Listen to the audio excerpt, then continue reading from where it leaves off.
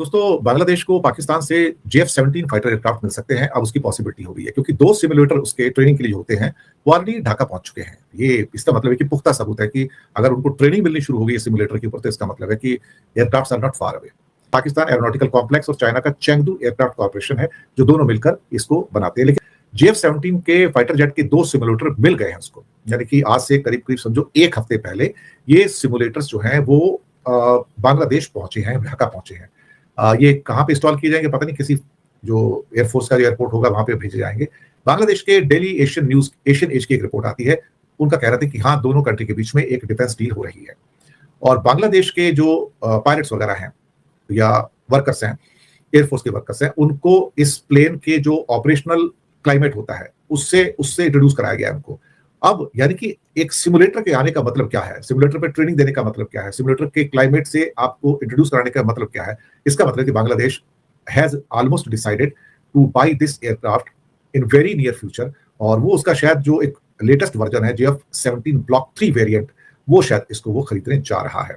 और अभी ये रिपोर्ट्स तब आ रही हैं जबकि खासतौर से भारत और बांग्लादेश के बॉर्डर के ऊपर भी फेंसिंग वगैरह काफी। दूसरी बुरी खबर है कि भारत का फॉरेन एक्सचेंज जो है वो इस समय जो वर्केबल फॉरेन एक्सचेंज है $688 बिलियन में सिर्फ $545 बिलियन से भी नीचे का आ गया है। यहां से खतरे की घंटियां बजनी शुरू हो रही हैं। आज आपने मुसलमानों से कहा है कि नमाज ना पढ़े, कल आप हम जैसे सनातनियों से कह देंगे कि भाई कांवड़ यात्रा ना निकालें, जगराता सड़कों पे ना करें और हमारे यहाँ जो वो भंडारे होते हैं वो भी हम सड़कों पे ही करते हैं। कल कोई हमसे कह देंगे कि सड़कों पे भंडारे ना करें। भाई है ना, आज मुसलमानों से कह रहे हैं, कल हमसे कह देंगे तो नमाज होगी। भाई क्यों नहीं होगी ये बताओ। अब नमाज पे बैन लगाएंगे। कोई कांवड़ यात्रा निकलती है तब ये उन पे फूल बरसाते हैं। हाँ। और वो भी जब उन कांवड़ यात्रियों को कुछ नहीं बोलते जो जाके रेस्टोरेंट में तोड़फोड़ कर देते हैं। हाँ। जो जाके किसी लड़की को छेड़ देते हैं। हाँ। उन लोगों को ये कुछ नहीं बोलेंगे, क्या है क्योंकि वो कांवड़ यात्रा निकालने उन लोगों पे ये फूल बरसाएंगे। हाँ। मैं खुद ब्राह्मण लड़की हूँ, मैं कहती हूँ योगी जी 2014 से पहले भी हम इस भारत में रहते थे और आज भी मैं रह रही हूँ। कल भी हमारे मुसलमान भाई थे और आज भी है। कल भी मैं उनका समर्थन करती थी और आज भी करती हूँ। बस इतना है कि आपकी सत्ता आने से ना हमें ये पता चल गया कि मुसलमान वहाँ इतने हैं उतने परसेंट वहाँ हैं, क्योंकि आपने तो सबको बांट दिया। एक तरफ इनके मोदी जी भाई बहुत, क्या बोलूँ मैं, इतने बड़े एक्टर है ना मोदी जी कि कुछ कहने की नहीं। एक तरफ इनके शुभेंदु अधिकारी और योगी जी कहते हैं कि भाई नमाज सड़कों पे नहीं पढ़ी जाएगी, वहीं मोदी जी जाते हुए अब भाई या हबीबी गले मिल जाते हैं, गले लग के, ठीक है। मतलब इन्हें भारत के मुसलमानों से इतनी नफरत है और विदेशी मुसलमानों से इन्हें इतना प्यार का है। मोदी जी क्या आप इत्र लगाते हैं जो मुस्लिम समुदाय में, आप क्या उसकी खुशबू लेने गए थे कि कौन सा इत्र लगाया उन्होंने? मतलब भारत के मुसलमानों से इन्हें चिढ़ है। भारत के मुसलमान देखते ही ये लोग उबल जाएंगे, इनका खून खोल जाता है। लेकिन विदेशी मुसलमानों से देखते ही इनको प्यार आ जाता है, चाहे वो बाबा बागेश्वर हो, चाहे मोदी जी हो, चाहे कोई भी हो। सारे भाजपा के ऐसे ही हैं कि विदेशी मुसलमानों को देखकर इनका ना प्यार उमड़ जाता है। और भारत के स्ट्रेट ऑफ हॉर्मुज जब से ब्लॉक हुआ और पूरी दुनिया को बहुत असर पड़ा है, बुरा असर पड़ा है दुनिया पे, और जिस तरीके से ईरान ने लड़ाई लड़ी है अमेरिका के साथ, और अमेरिका आज की तारीख में थोड़ा बहुत बैकफुट पे नजर आ रहा है। बैकफुट पे नजर इसलिए नहीं आ रहा क्योंकि अमेरिका मिलिटरीली वीक है। मैं आपको फिर बता देता हूं, हो रही है लड़ाई, अमेरिका बैकफुट में है। America is 100 times stronger than Iran militarily.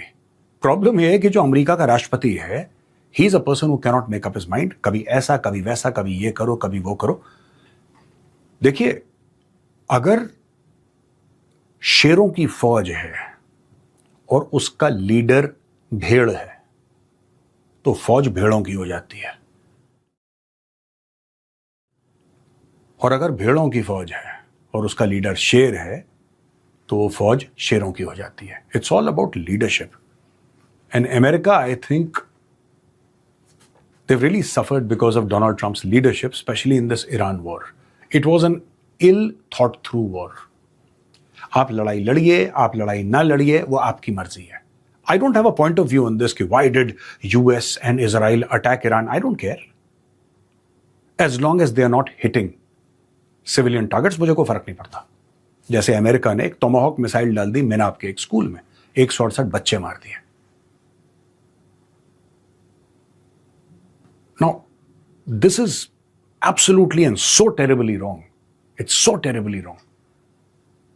लेकिन इसके अलावा if you keep civilian infrastructure aside, अगर आप ये कहते हैं कि सिविलियन इंफ्रास्ट्रक्चर को छोड़ दीजिए, बच्चे जो नॉन कॉम्बैटेंट्स हैं उनको छोड़ दीजिए, तो बाकी जो अटैक करा तेहरान ने और फिर तेहरान ने वापस जवाबी कार्रवाई करी, गॉड ब्लेस यू यार, तुम लड़ते रहो, लड़ते रहो।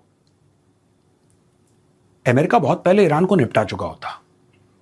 अमेरिका के पास आज की तारीख में भी दोस्तों ऐसे ऐसे हथियार हैं कि ईरान को पता नहीं लगेगा मिसाइल कहां से आई और कहां से गई। बट वही चीज है ना, वही चीज है, if your leader is a fickle minded person you can never win. America की ओवरवेलमिंग विक्ट्री होती अगर ये सारे के सारे अरब देशों को साथ लेके चलते। अगेन मैं क्वालिफाई कर रहा हूं, देयर इज अ कैविएट। मैं ये नहीं कह रहा कि अमेरिका अकेले लड़ता ईरान से तो उसकी ओवरवेलमिंग विक्ट्री होती, नहीं। अगर सारे के सारे मिडिल ईस्ट के देशों को साथ लेकर चलता, नेटो को साथ लेकर चलता, विक्ट्री इनकी होती। इन्होंने बोला हमें नेटो की क्या जरूरत है, ये बेइज्जती करने लगे नेटो की। फिर ये कहते हैं हमें बाकी अरब देशों की क्या जरूरत है, खुद गए मुंह की खानी पड़ी। Ill thought through campaign. Anyway, coming to the main point, अब ईरान से आवाजें आ रही हैं and the person who has said it, I'll read out his name also, Mohammad Hassan Nami, special aide to Iran interior minister. ये कहते हैं कि 57 मुस्लिम कंट्रीज अगर एक साथ मिल जाएं और एक इस्लामिक नेटो बनाएं, अगर 57 मुस्लिम कंट्रीज मिल जाएं और ये इस्लामिक नेटो बनाएं तो ये दुनिया का सबसे पावरफुल मिलिट्री ब्लॉक हो सकता है।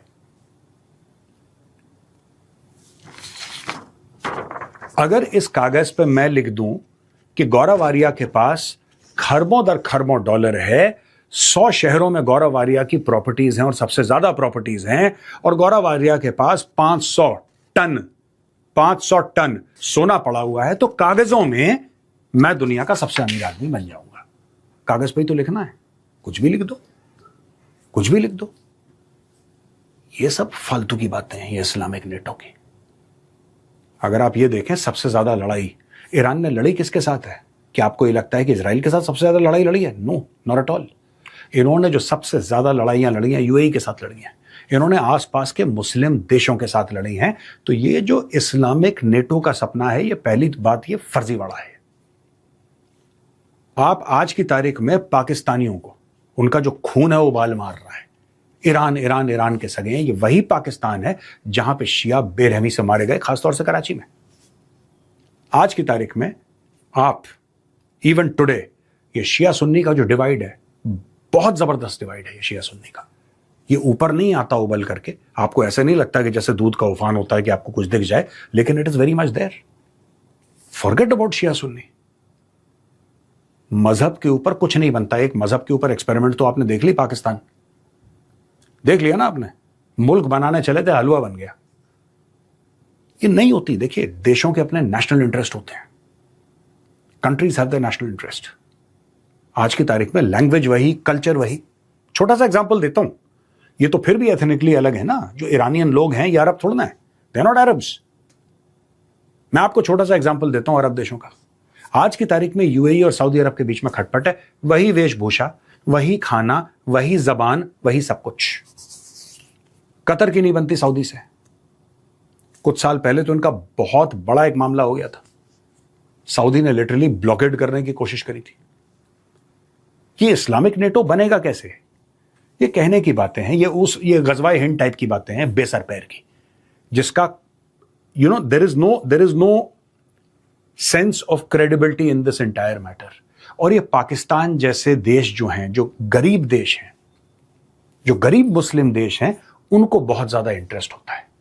कहा ये ईरानी ने है, लेकिन फिर भी मैं पाकिस्तान का नाम ले रहा हूं क्योंकि पाकिस्तान इस्लामिक नेटो का चूरन बहुत बेचता है।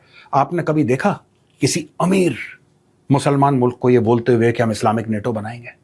कभी आपने देखा सऊदी अरब ने बोला होगा नहीं, सऊदी अरब में रियाद में हेडक्वार्टर बनेगा, हम इस्लामिक नेटो बना रहे हैं? या आपने यूएई को देखा ऐसे बोलते हुए? हाँ, Muslim country should get together, इतनी बात होती है। कभी आपने देखा? ये सिर्फ गरीब मुस्लिम देश बोलते हैं। उसका कारण ये है, लाइक फॉर एग्जांपल पाकिस्तान को ये उम्मीद है कि अगर इस्लामिक नेटो बन गया तो they will become part of a block.